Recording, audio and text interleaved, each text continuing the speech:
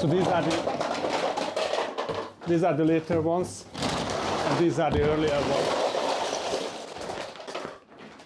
We started this rabbit hole as a design for an outdoor camera box. The camera box is designed to take ultra-long exposure photos on large format films. It had to be weatherproof and stable for weeks and months-long shots. Then it evolved into a handheld large format camera.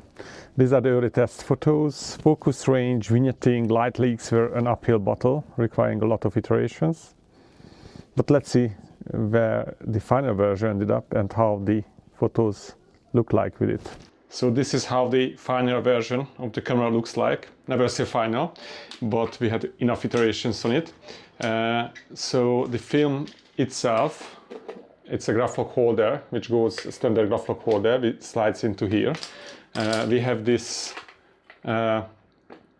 snap-in quick release. It's a really nice way to attach the camera, so it's very secure, while it's one quick release button there. And this is how the graflok slides in, very airtight. This solution was actually inspired by the wheel travel camera. They have bungees here. It's really good and a good secure way to attach or slide in the graflok itself. Additionally, I think the big improvement on this latest version is the helical focus.